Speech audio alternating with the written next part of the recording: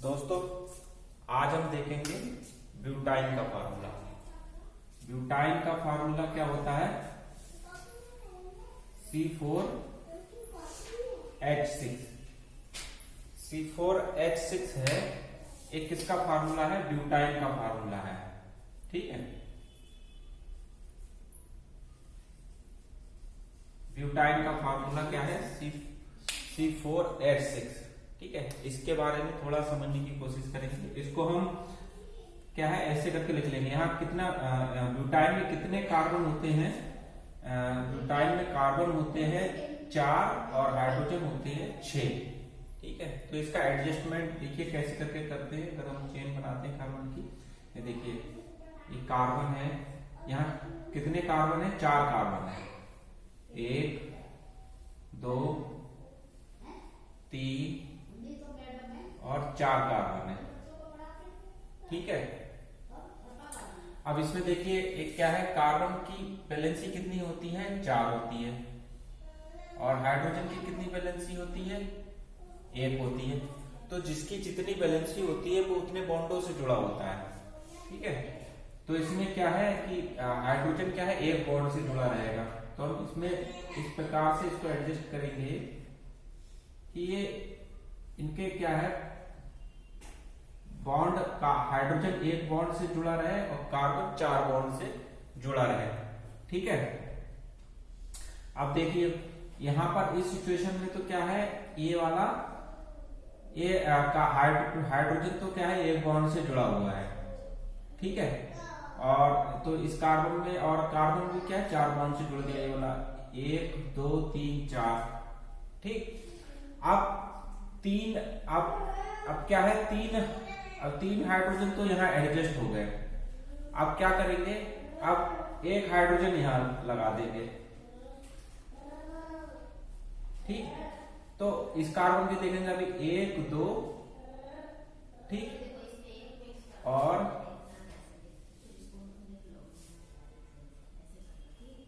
3 और 4। इस कार्बन की देखो इस हाइड्रोजन की तो एक वैलेंसी पूरी है, इसकी भी पूरी है, और इस कार्बन की भी 4 वैलेंसी पूरी हुई, 1 2 3 4। अब क्या करेंगे, इस कार्बन का अब यहां पर क्या है कि एक H यहां लगा लेंगे। इसका तो पूरा हो गया। अब क्या है पूरे हमारे 6 हाइड्रोजन थे, 6 हाइड्रोजन पूरे हो गए। अब कार्बन क्या, अभी इसकी एक बैलेंसी है, इसकी एक बैलेंसी है। अब बैलेंसियों को ऐसे मतलब बॉन्ड को ऐसे बैलेंस करेंगे कि कार्बन के 4 बॉन्ड से जुड़ा रहे। ठीक है ना, तो हम इस हिसाब से उसका एडजस्टमेंट करेंगे ब्यूटाइन का कि कार्बन से क्या 4 बॉन्ड लगे रहे, हाइड्रोजन से 1 बॉन्ड लगा रहे। तो यहां पर इसलिए क्या हो जाएगा, यहां पर 1 बॉन्ड, यहां पर 3 बॉन्ड आ जाएंगे, ये 3 बॉन्ड आ जाएंगे। ठीक है, तो इसमें थोड़ा और अच्छे से समझने की कोशिश करेंगे। देखिए कैसे करके। अब कार्बन का क्या, कार्बन का एटॉमिक नंबर होता है 6। कार्बन का एटॉमिक नंबर होता है 6। तो इसके बाहर वाली सेल में अब इसके कार्बन का एटॉमिक नंबर कितना होता है? 6 होता है। अब इसके पहली सेल में कितने इलेक्ट्रॉन होते हैं? 2। दूसरी सेल में कितने इलेक्ट्रॉन होते हैं? 4। अब कार्बन क्या है, कार्बन के जैसे पहली सेल में कितना 2 इलेक्ट्रॉन हो गए। ठीक, 2 इलेक्ट्रॉन है। और बाहर वाली सेल में कितने इलेक्ट्रॉन है? 4 इलेक्ट्रॉन है। अब अष्टक नियम के अनुसार क्या इसमें कितने इलेक्ट्रॉन होने चाहिए? 8 इलेक्ट्रॉन होने चाहिए। बाहर वाली सेल में है कितने इलेक्ट्रॉन? 4 इलेक्ट्रॉन है। तो 8 इलेक्ट्रॉन पूरा करने के लिए कितने इलेक्ट्रॉनों की आवश्यकता है? 4। इसीलिए इसकी वैलेंसी होती है 4, इसीलिए ये 4 बॉन्डों से जुड़ा रहता है। यहाँ देखिए कार्बन कितना 4 बॉन्डों से जुड़ा, 1 2 3 4, और ये वाला कार्बन 1 2 3 4। अगर यहाँ पर हम हाइड्रोजन यहाँ की जगह यहाँ लगा देंगे तो क्या ना बैलेंस बिगड़ जाएगा। ठीक है, अब यहाँ पर भी देखिए कार्बन 4 बॉन्डों से 1 2 3 4, 1 2 3 4।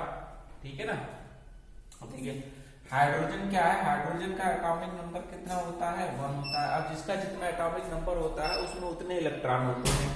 तो हाइड्रोजन का जैसे कार्बन का एटॉमिक नंबर 6 है, तो कार्बन में 6 इलेक्ट्रॉन है।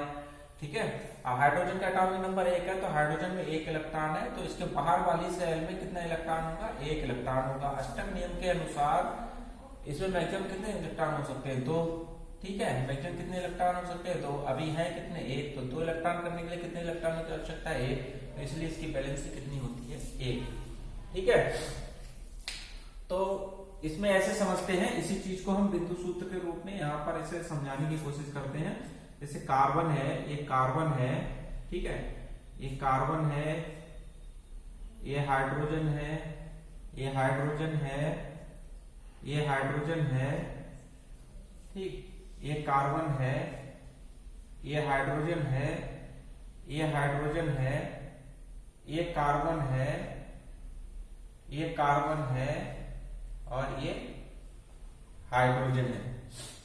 ठीक है, अब इसमें क्या, कार्बन के बाहर वाली सेल में कितने इलेक्ट्रॉन होते हैं? 4 इलेक्ट्रॉन होते हैं।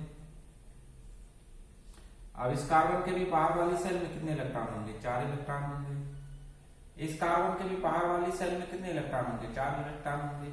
इलेक्ट्रॉनों को हम कहीं पर भी लिख सकते हैं, लेकिन अभी यहाँ पर क्या है, समझने के लिए हम इस तरीके से लिख रहे हैं कि आराम से, आसानी से समझ में आ जाए। हाइड्रोजन के बाहर वाली सेल में कितने इलेक्ट्रॉन है? 1। इस हाइड्रोजन के बाहर वाली सेल में कितने इलेक्ट्रॉन है? 1। इस हाइड्रोजन के बाहर वाली सेल में कितने इलेक्ट्रॉन है? 1। अब यहाँ पर हम समझेंगे, देखिए हाइड्रोजन के बाहर वाली सेल में कितने इलेक्ट्रॉन है? 1 है। हाइड्रोजन के बाहर वाली सेल में 1 इलेक्ट्रॉन है। ठीक है, अब इसको अष्टक नियम के अनुसार बाहर वाली सेल में 2 इलेक्ट्रॉन कर सकता है, तो 2 इलेक्ट्रॉन कब करेगा? 1 इलेक्ट्रॉन से साझा करके। तो एक कार्बन के 1 इलेक्ट्रॉन से साझा कर लेगा, क्योंकि 1 इलेक्ट्रॉन से साझा करेगा तो 1 बॉन्ड बनाएगा। ठीक है, तो ये कार्बन के 1 इलेक्ट्रॉन से साझा कर लेगा, टोटल इसमें इलेक्ट्रॉन हो जाएंगे 2। तो ये देखिए, ये यहाँ पर 1 बॉन्ड बना लिया इसने, ये 1 बॉन्ड बना लिया, एक बॉन्ड बना लिया, ये देखिए ये 1 बॉन्ड बना लिया, ये 1 बॉन्ड बना लिया। ठीक है, अब यहाँ इस वाले कार्बन का देखते हैं। इस कार्बन में क्या है? 3 हाइड्रोजन से साझा है, और ये 1 कार्बन से साझा हुआ। ये देखिए, इस कार्बन के पास बाहर वाली सेल में कितने इलेक्ट्रॉन है? 4 इलेक्ट्रॉन है। और हाइड्रोजन है, ये 3 हाइड्रोजन है, तो एक हाइड्रोजन ये हो गया, हाइड्रोजन इसके 1 इलेक्ट्रॉन से साझा कर लिया, ये दूसरे से और ये तीसरे से। ये कितने हो गए? 7 इलेक्ट्रॉन है। ये 1 इलेक्ट्रॉन कम पड़ रहा है, तो ये केवल 1 ही बॉन्ड बनाएगा कार्बन के साथ में, तो ये इसके 8 इलेक्ट्रॉन हो गए ये कार्बन के साथ में।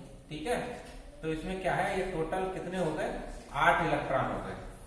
ठीक है, ऐसे इसमें भी क्या हो जाएगा, इसमें क्या है, इस वाले कार्बन में क्या कंडीशन है, कार्बन के क्या बाहर वाली सेल में कितने? 4 इलेक्ट्रॉन है। ठीक है, कार्बन के बाहर वाली सेल में कितने? 4 इलेक्ट्रॉन है। 2 हाइड्रोजन के हो गए। ठीक है, 2 किसके हो गए? 2 हाइड्रोजन के हो गए, और 1 इस कार्बन का हो गया, 1 इस कार्बन का हो गया, और 1 इस कार्बन का हो गया, 1 इस कार्बन का हो गया। तो टोटल इसमें भी कितने हो गए? 8 इलेक्ट्रॉन हो गए। इसीलिए इसमें ऐसे करके 4 बॉन्ड होंगे। अब आ जाइए इस वाली कंडीशन में। इस वाली कंडीशन में क्या है, कार्बन के बाहर वाली सेल में कितने इलेक्ट्रॉन है? 4 इलेक्ट्रॉन है। ठीक है, बाहर वाली सेल में 4 इलेक्ट्रॉन है, 1 इस कार्बन से साझा कर लिया इसने, और 3 इन इलेक्ट्रॉन से साझा कर लिया। तो इसमें क्या है, टोटल हो गए इसके पास भी 8 इलेक्ट्रॉन हो गए। ठीक है, अब क्या है, ऐसे इस वाले कार्बन का हम देख लेते हैं। इसमें क्या है, इसमें कार्बन के बाहर वाली सेल में कितने इलेक्ट्रॉन होते हैं? 4 इलेक्ट्रॉन होते हैं। ठीक है, बाहर वाली सेल में कितने? 4 इलेक्ट्रॉन होते हैं, और 1 हाइड्रोजन से मिल गया, 1 हाइड्रोजन से मिल गया, और 3 इस कार्बन से मिल गए। ठीक है, तो 4 और 3 8 हो गए। तो दोस्तों, तो ब्यूटाइन में क्या है, तो ब्यूटाइन के स्ट्रक्चर को हमने देखा है कि उसमें ब्यूटाइन में कार्बन, हाइड्रोजन और बॉन्ड कैसे करके एक दूसरे से जुड़े रहते हैं। कहां पर ट्रिपल बॉन्ड आएगा और क्यों आएगा, हाइड्रोजन से 1 बॉन्ड जुड़ा रहेगा, क्यों जुड़ा रहेगा, कार्बन से 4 बॉन्ड क्यों जुड़े रहेंगे। ठीक है, हाइड्रोजन की 1 वैलेंसी है तो 1 बॉन्ड से जुड़ा रहेगा, कार्बन की 4 वैलेंसी है तो 4 बॉन्डों से जुड़ा रहेगा। ठीक है, और वैलेंसी कहाँ से निकालते हैं? मान लो कार्बन का जो भी एटॉमिक नंबर कितना होता है, 6 होता है। कार्बन का एटॉमिक नंबर 6 है और उसके पहली वाली सेल में 2 इलेक्ट्रॉन है, दूसरी वाली सेल में 4 इलेक्ट्रॉन है। ठीक है, तो अष्टक नियम के अनुसार बाहर वाली सेल में मैक्सिमम कार्बन के क्या होने चाहिए, 8 इलेक्ट्रॉन होने चाहिए। तो वो क्या करेगा, 4 इलेक्ट्रॉनों से साझा करेगा। 4 इलेक्ट्रॉनों से साझा करेगा तो उसका वैलेंसी कितनी हो जाएगी, 4 हो जाएगी। और फिर वो क्या 4 इलेक्ट्रॉनों से साझा करेगा तो इसलिए वैलेंसी भी 4 होगी और वो 4 बॉन्डों से जुड़ा रहेगा। इसी तरह हाइड्रोजन क्या है, अष्टक नियम के अनुसार उसके बाहर वाली सेल में मैक्सिमम 2 इलेक्ट्रॉन हो सकते हैं। तो अब उसमें 1 इलेक्ट्रॉन है, 1 इलेक्ट्रॉन से साझा करेगा इसीलिए उसकी वैलेंसी 1 होती है और वो 1 बॉन्ड से जुड़ा रहेगा। ठीक है दोस्तों, तो यहाँ पर क्या है कि कार्बन की 4 वैलेंसी है, 4 बॉन्डों से जुड़ा हुआ है। हाइड्रोजन की 1 वैलेंसी है, 1 बॉन्ड से जुड़ा हुआ है। तो ये दोस्तों ये ब्यूटाइन का फार्मूला आज हमने देखा। ठीक है, अपने और अगला अपने नेक्स्ट वीडियो में और कुछ अच्छी चीजें लेके आएंगे। ठीक है दोस्तों, धन्यवाद।